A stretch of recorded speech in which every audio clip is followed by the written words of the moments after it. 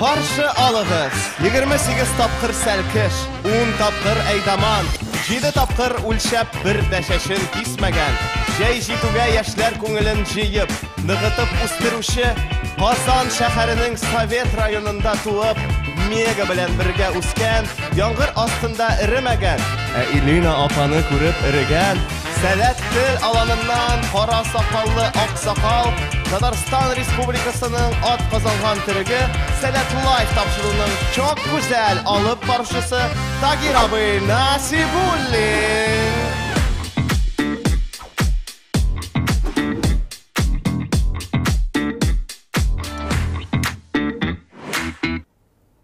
Dostlar, barınızga da selam. Saat 6:30 minut demek efirda Salat Live. Salat Live biz salatni ko'rsatamiz. Dostlar, bizning bugun 15-chi chiqarilish ham demak bizning bugun Salat Live studiyasida yubiley. Ham endi aydagiz biroz sizning bilan salomlashib ketdik. Dostlar, men sizning esingizga tashiram, biz barliq kommentariylarda o'qirga tirishamiz. Shunga ko'ra dostlar, yozgingiz kommentariyalarda aydagiz bir necha so'rov berayman sizga. Masalan, qaydan siz bizni qaraysiz, kim bilan siz bizni qaraysiz, ham kimga salomlar jibarasiz. Rafis salam deb bizga. Rafis kun sayin yozasin, kun sayin bizni efirni sening bilan boshlaymiz, bizni bilan bo'lganing uchun rahmat. Shulayq Yunusova Gulshod bizga salomlarni jibara. Adib Almir shulayq salom yo'llay. Ildar Galiyev xayrli kish salatdi. Ey do'stlar, sizning kommentariyalarni kutib qolamiz. Ham endi aydagiz in boshdan men sizga biroz Bilar forumida hozir narsa ishlaymiz. Kishaga kun nishik o'zida aning turida silab ketdim. Demak, bugun IT Bilar forumining 2-chi kuni. Ham endi kisha bizning madaniyat programmasi, madaniy programma o'z ishini boshlab jibardi. Ham Bilar forumida, IT Bilar forumida biz yangi bir shara o'tkazdik. Uning ismi Jirmun kuy edi. Ham bu shara bik ko'ngilli o'zdi. Barliq alanlar bilan turli jirlar jirlab yangiratdik, Bilar jirlagan. Ham endi biroz xavotirlish turida silab ketdik do'stlar. Bugun Bilar forumi territoriyasida Bilarda kuni bo'yi yomg'ir yog'adi, lekin u bik rahat yomg'ir. Ham unday laysan tugul, ammo shulay bilasizmi? Aytirsin, issida tugul, soqinda tugul, rahatgina jilas. Shunda yomg'ir yog'adi bugun kuni bo'yi. Ham endi bu yomg'ir yog'a boshlagach, bilasizmi, Bilar forumi jirligida ko'pgina boqalar ko'rina boshlandi. Demak, bunda selkishlar, aydamonlar, bosh yetaklargina tugul, barliq jonlilar da salat muhitida o'salar. Demak, do'stlar, qisqagina sizga yangiliklarni silab ketdim. Bugungi kunga kelsak, endi bugun bizning kish bilan intellektual turnir bo'lashaq, ham shulay bir necha bo'laklov tantanasi o'zashaq, chunki bizning shulay bugun sport programmasi o'z ishini boshlab jibardi. Ham endi shaxmat bo'yicha turnir o'zdi. Shulay o'quv-o'qituv programmasida bugun boshlanib ketdi. IT Bilar forum bo'lgani uchun bizning o'quv-o'qituv programmasi yo'nalishi shulay IT. Ham endi bu smenada ko'pgina IT yelkasidan maxsus qo'noqlarimiz, spikerlarimiz bor. Ular bilan balki hatto bugun biz salatli qo'noq rubrikasida ko'rishirmiz. Aydagiz do'stlar, tag'in kommentariyalarga qarab ketik. Elvina Mixaylovadan shunday bir kommentariy keldi. Сын в восторге от gayret. Спасибо. Olg'a tava boramiz. Demak, Quyosh yoza bizga. Boliq bistasidan qori bizni Quyosh, Qozondan qori bizni Adelina Abdullina, ham shulay Qozondan qori bizni Rafis, ham Venera opa Sulaymanova bizga yuraklar jibargan. Salom Venera opa, biz big shot sizning bilan Salat Live studiyasida to'g'ri efirda bo'lirgan. Demak, do'stlar, qisqacha boshlab jibardik. Xabarlarni aytdim. Ham endi aydagiz biz sizning bilan oshiluv tantanasidan reportajni qarab o'tik.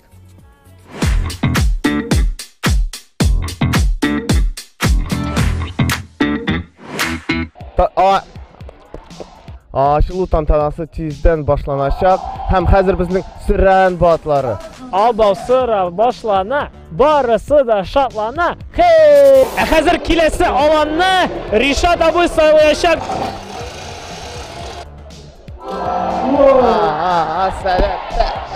Bulat abi sayılıyor ikincisi. Rahmat Bulat abi. İlham Han. Bunda nektir yigitlarimiz ko'ngil ochmay, qichqirmaylar. Qaysi alandan? İbrahim Han. İlham Han. Hayır, İlham Han. Kultagin Allah'ını keldik Bilarga chunki stop. Hayır. 1 sekund этот задублируйте. Boshqada nende shashaklar ismlarindasizmi? Bu bilmem nende shashak. Ну и ладно. Emine aşılı tantansın Tantan. Kallarınız neshak? Там флаг. Мы будем поднимать его вверх, под гимн. Я ради этого сюда приехал, по сути, как и все остальные. Aşılı tantansın, dürüst mü? Ну, Sen neresi aşılarsın? Аспарух чё? Аспарухны ачалармы? Yok, salatni. Tırışabız. Fotoga tushamiz. Bizning forumning komandasi. Bu komandada bor golkiper, bor защитник, bor нападающий. Anda уже ko'taralar, nishlarga aydash tezroq. Voy, minsiz ko'tardilar. Sensiz ilni de ko'taramiz. Forum ochiq. Mana kelasi yilga masalan 7-chi forum bo'lsa, u endi forum bo'lar edi. Shab, salat bilan forum. Shab, salat bilan forum, rahmat.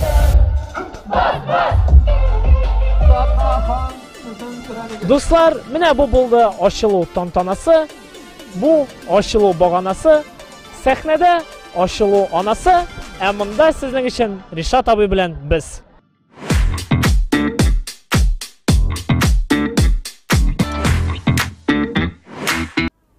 Demek rahmat Rishot abi hem Bulat abi bu reportaj için. Şundan da ko'ngilli bo'ldi hem bu abov so'rov rubrikasi edi. Demek dostlar biz ekranına olga taba barabız. Esigizga tushirib ketamiz. Bizning Bilar forumunda barlig'i 6 smena bor. Hem indi bu smenalarning yo'nalishlari de turli. Masalan, birinchi smenaning yo'nalishi arts, ya'ni ijod edi. Hamda biz ko'pgina ko'rnikli shaxslar bilan tanishdik. Jirshi Zarina Vildanova, rejissyor Ruslan Faxriddinov ham ko'pgina boshqa qo'noqlar bo'ldi. Ham indi bu smenaning, ya'ni IT Bilar forumida biz albatta IT ilkasida tanilgan maxsus qo'noqlarimiz bilan Salat studiyasida ko'rishamiz. Ham biz Salatli qo'noq rubrikasini boshlaymiz.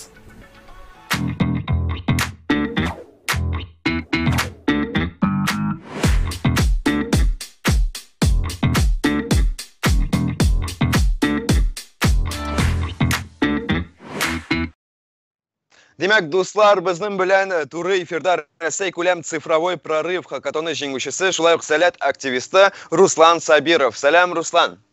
Salam Tagir abi. Nechuk hollar?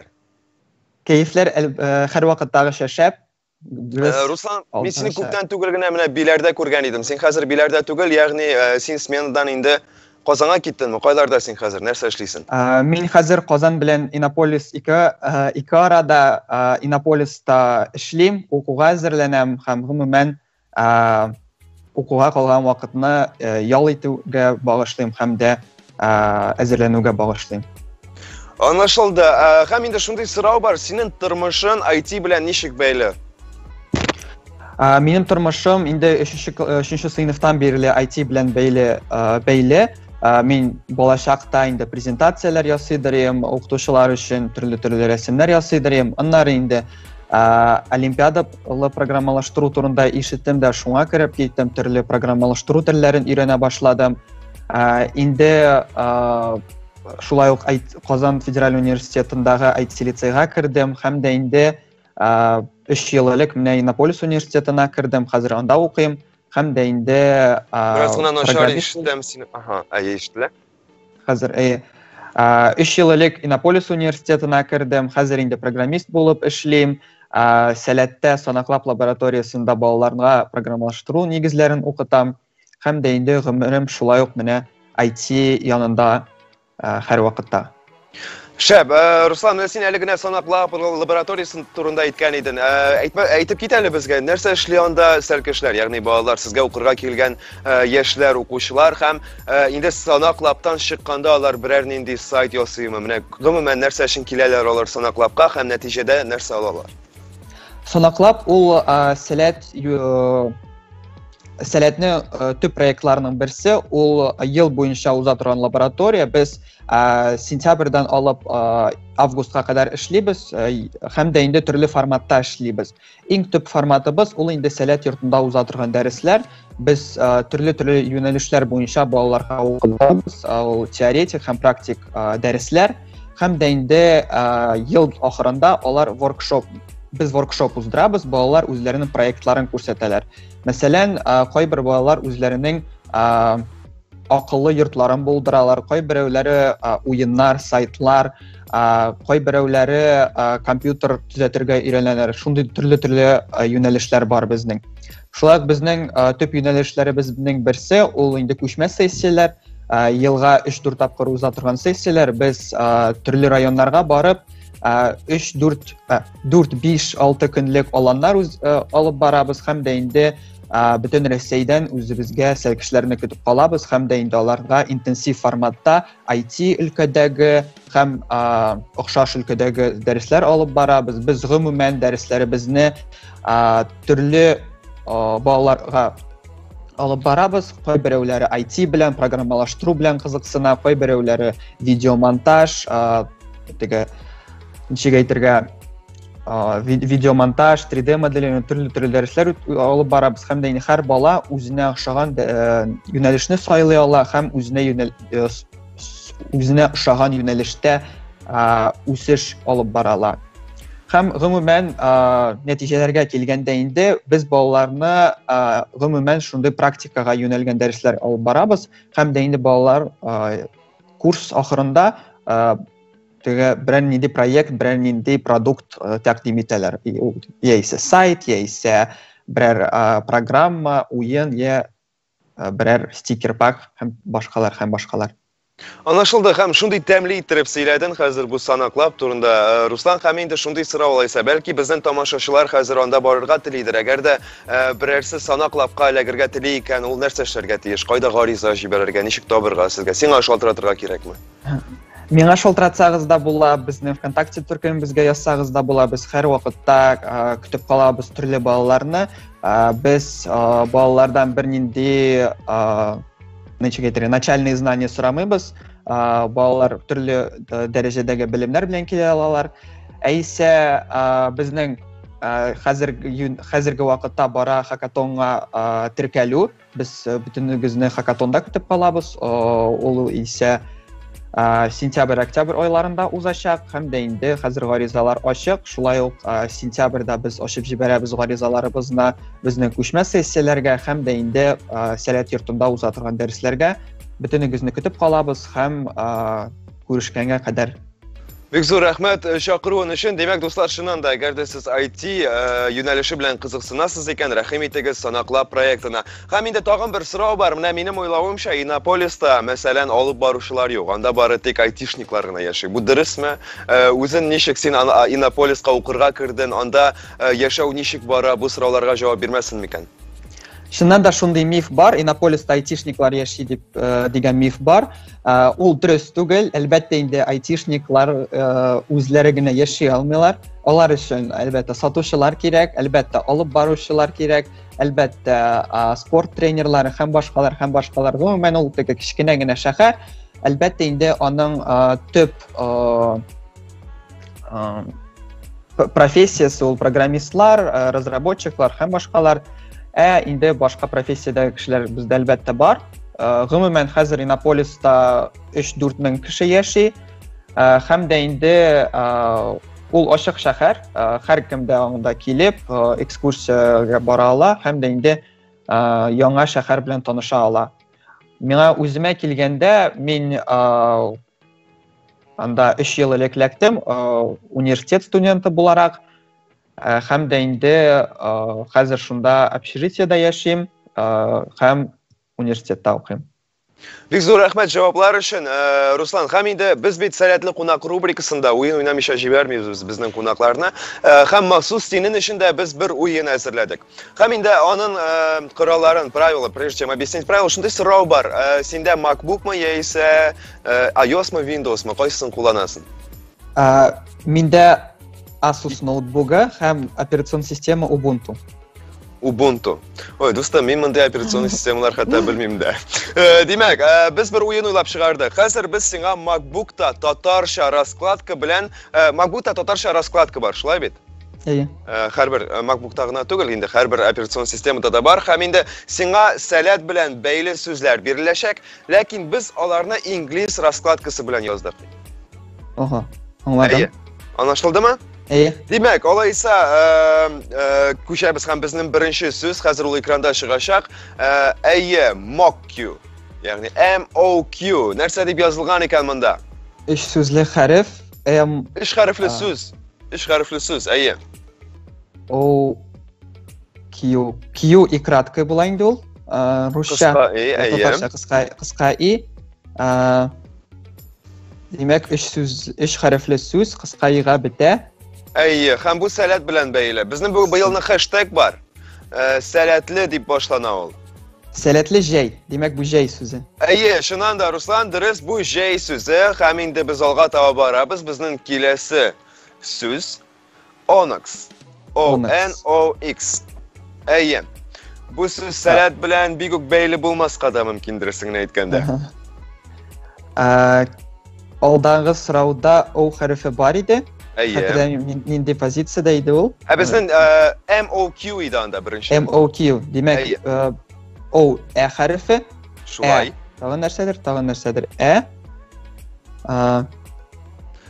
Кайбер беләсезме, шундый татар телендә бәлки ишеткәнсеңдер, анда бер персонаж бар һәм ул менгән киртәгә. Киртәгә менгән персонаж. Әйе. Без аны, әгәр дә без хәзер авылда булган булсак, без аны иртә белән ишетер идек. Без иртә белән ишетәбез радионы. Әйе. Әтәш. Әтәш. Дөресме бу? Әйе, шуннан да бу әтәш сүзе. Яхшы, алга таба барабыз, әле бетмәде, һәм инде киләсе сүз. NWHRTV.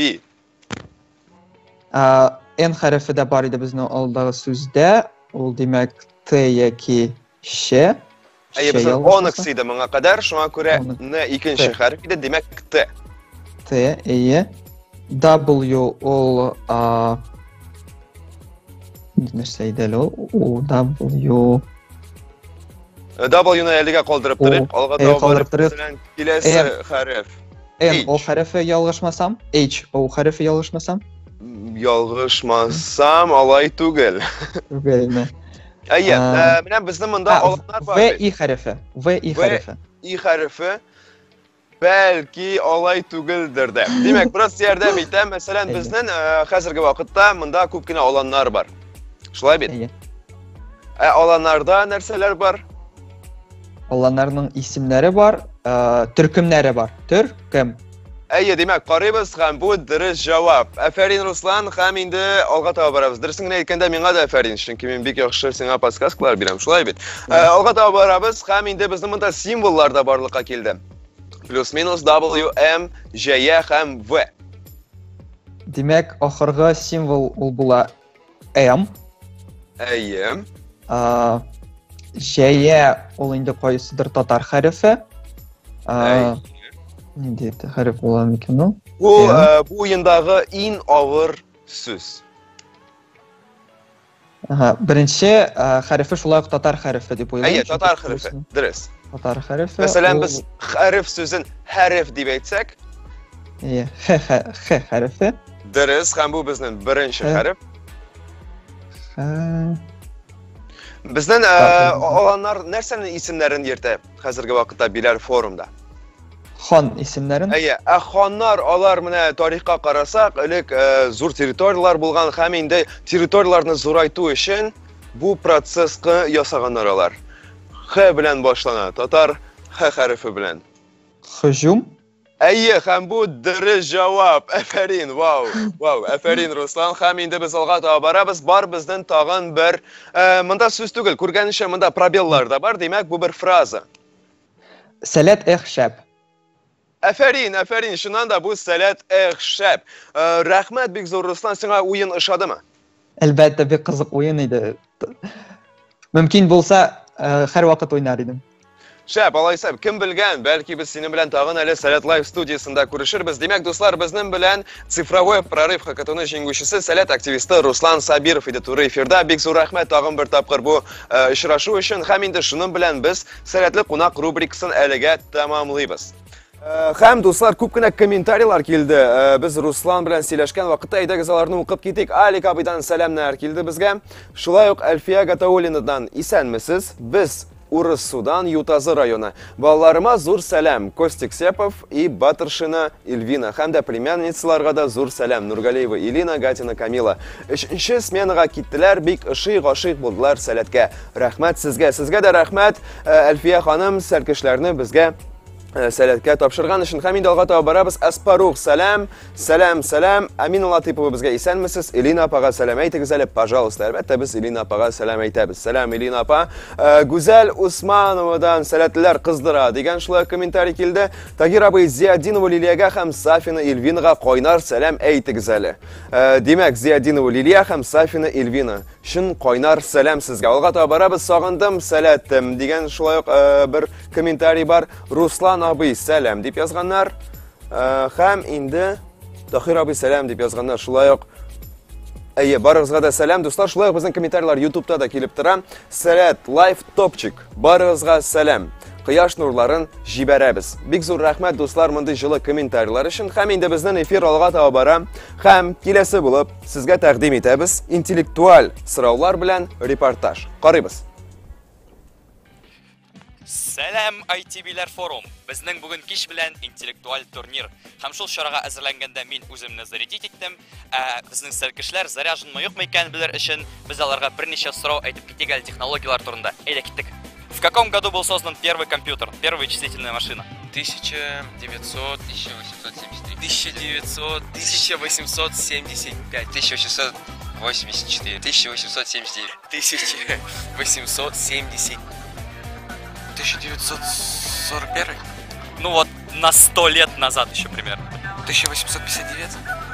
Интересный минус 100 у тебя получился, но еще дальше нужно. 1822. Да, все правильно, наконец-то. Знаешь, когда компьютер появился? Поздравляю. Ты запишешь это? Сәләт образовательный. Извините, давайте хором ответим на вопрос, но все знают. В каком году появился первый компьютер? Умбиш! 2015. Угадал? Да, только 1822, но очень близко, очень близко. Два есть! По математике и истории. 1832. Почти на 10 лет отличился. Вот, прикольно. В каком году создали первый компьютер? 1820.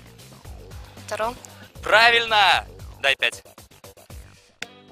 В каком году создали первый компьютер? Не знаю, не могу сказать. 1820. Втором. Правильно! Дай 5. В каком году создали первый компьютер? Не знаю. Ага, а если в 1822, правильно? Да. Молодец!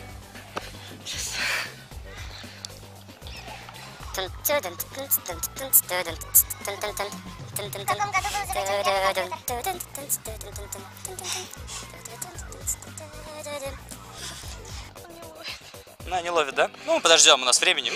Здравствуйте. Можно, пожалуйста, комбо Айдаман и узнать, в каком году создали первый компьютер, вычислительную машину? Так, 1822 какой-нибудь. Да, верно, отлично. А дальше следующий вопрос. Можно ли получить скидку за комбо Айдаман? Если? Просто? Просто вопрос такой. Это правда или ложь? Нет, нельзя. Неправильный ответ, давайте попробуем еще раз. Да, можно. Что мы сегодня узнали? Что каждый ребенок и каждый айдаман на IT-Billiard Forum знает абсолютно все ответы на все вопросы, связанные с технологиями. А чтобы проверить себя, приходите на сегодняшний интеллектуальный турнир, который пройдет прямо вот здесь за моей спиной, но уже вечером. Встретимся там. Рахмет. Пока-пока. Дуслар, барыгызга да сәлам. Һәм инде урамнан ниндидер сигнализация тавышлары килә. Димәк, безнең эфирда шулай ук сәләтле кунак рубрикасы. Карыйбыз.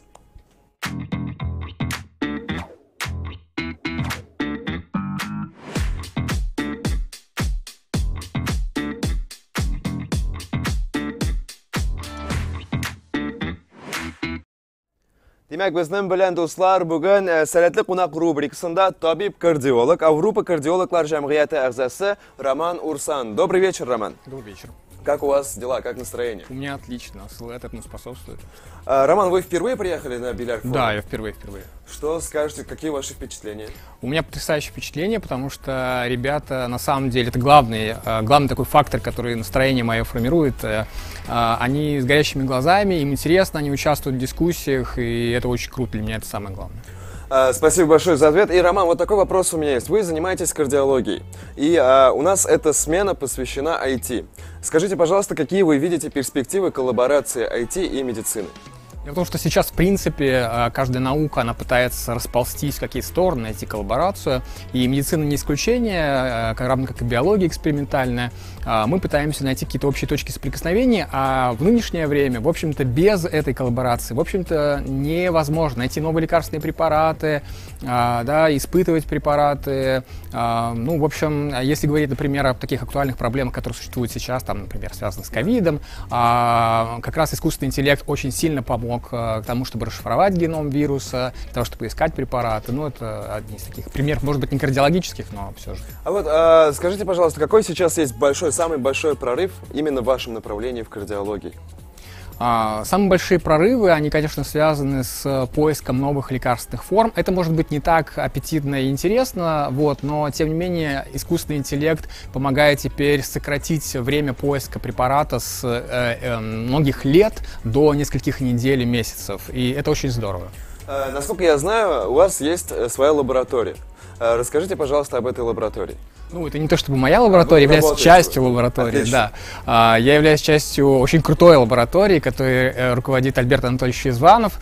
Это лаборатория генных и клеточных технологий, и там большое количество исследовательских групп. Мы занимаемся исследованиями в области опухолей, изучения опухолей, иммунитета, вирусов, ну, в частности, вот и ковид. Если вы слышали о том, что КФУ разрабатывает вакцину, это тоже наша лаборатория. Мы не только занимаемся такими хайповыми заболеваниями, но, в общем-то, и очень редкими, что однозначно указывает на то, что КФУ стремится сделать вклад не только в локальную, но и вообще в мировую науку, медицину. Роман, такой вопрос еще есть. Вот здесь у нас есть образовательная программа, и мы вас специально пригласили на образовательную программу. Скажите, пожалуйста, о чем в основном вы общаетесь, какие знания передаете нашим участникам? С учетом того, что моя такая отдельная ипостась — это вопрос популяризации науки, мне как раз очень было интересно показать им несколько плоскостей. Вот сегодня мы с ними говорили, например, о интерфейсах, о нейроинтерфейсах, о попытках соединить компьютер и мозг, и, конечно, это вызвало у них такой мощный интерес. Завтра мы поговорим с ними об искусственном интеллекте, как раз о том, как он помогает медицине и биологии, какие прорывные вопросы решены уже и какие вот решатся.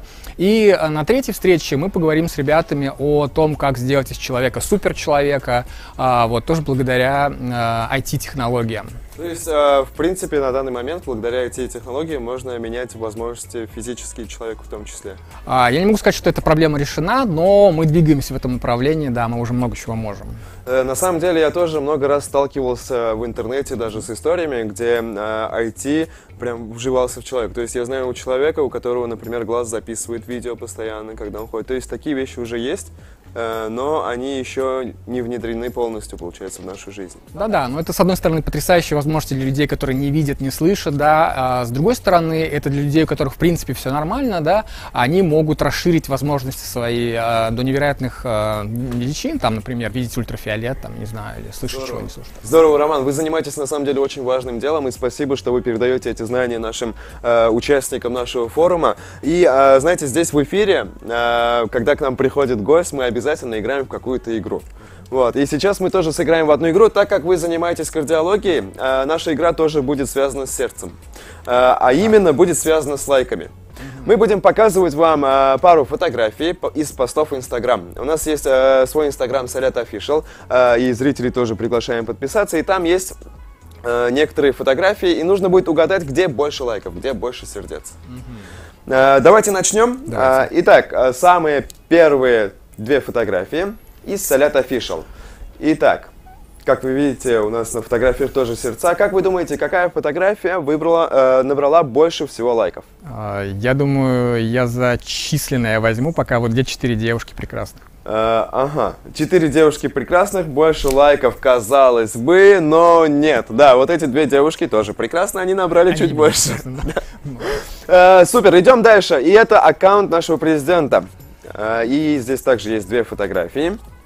И они очень сильно отличаются друг от друга. Они сильно отличаются, да. Но я не знаю, если бы я попытаюсь отвлечься и подумать, какую бы лайкнул я бы, наверное, выбрал ту, что в тумане. Ту, что в тумане, то есть справа.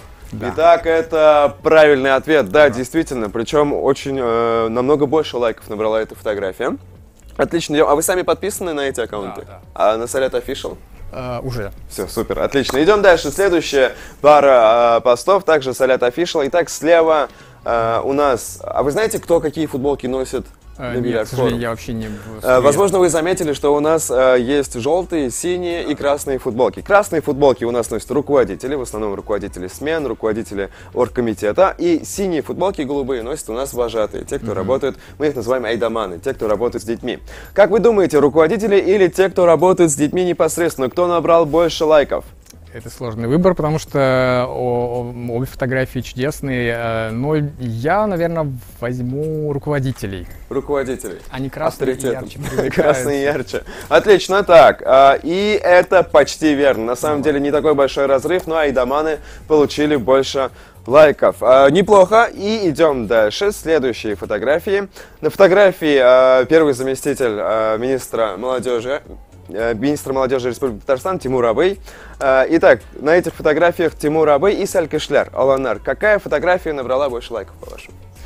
Я понял, что тактика с числами проигрышная, поэтому я возьму фотографию, которая справа, тем более, что там лица крупнее, я думаю, что это больше привлекает внимание людей. Сейчас мы это проверим. Пожалуйста. Так, правильный ответ. Снова нет, правильный ответ. Фотографии слева. На самом деле, знаете, мы специально выбрали неочевидные фотографии, чтобы было немного интереснее. Спасибо вам большое за игру. Вам понравилось? Да, но я уверен, что искусственный интеллект как раз бы назвал бы правильный вариант. Да, да, скорее всего.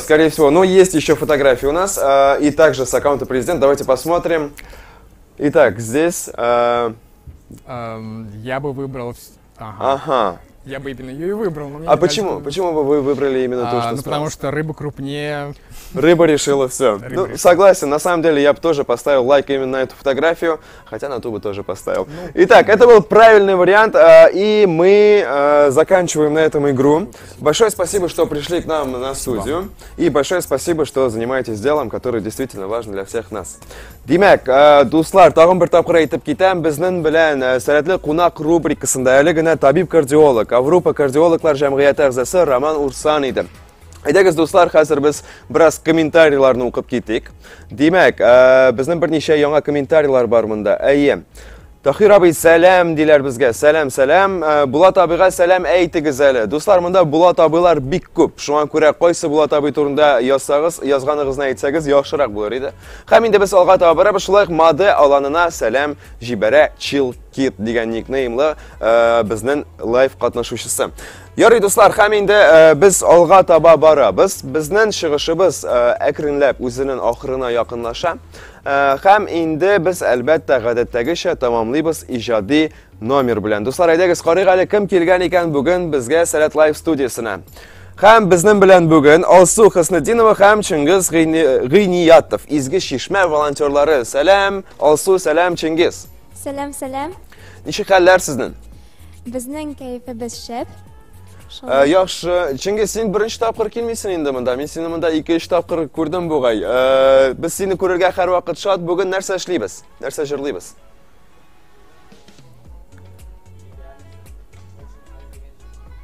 Вау, шәп. Алайса, әйдәгез тамашачыларны белән барыбыз да игътибарлап тыңлыйк. Сезнең өчен Алсу Хөснетдинова белән Чингиз Гыйниятов чыгыш ясый. Киттек.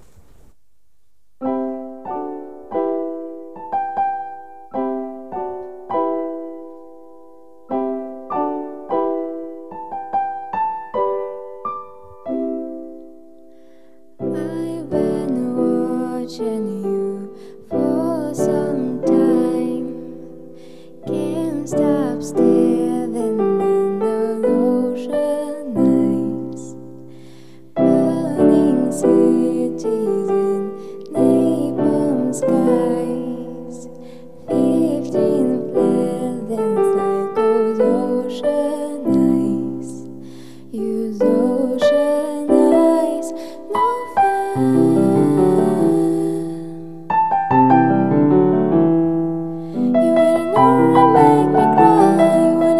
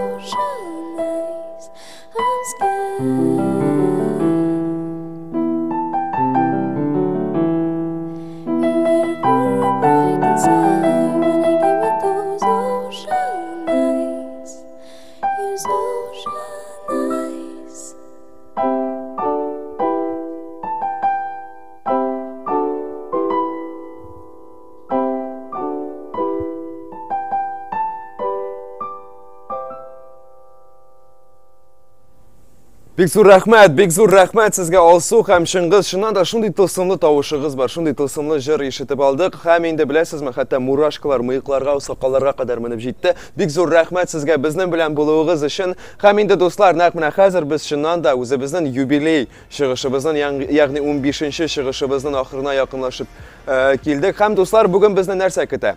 Birazdan biz kechki sharog'a ketamiz. Ham bugun bizning intellektual turnir o'zashaq. Onarasini endi olanlar shamshiklarga taralashashaq. Ham endi onarasin Sonika Wafli bilan soq. Shuning bilan bizning ITB'lar forumining ikkinchi kunida tamom.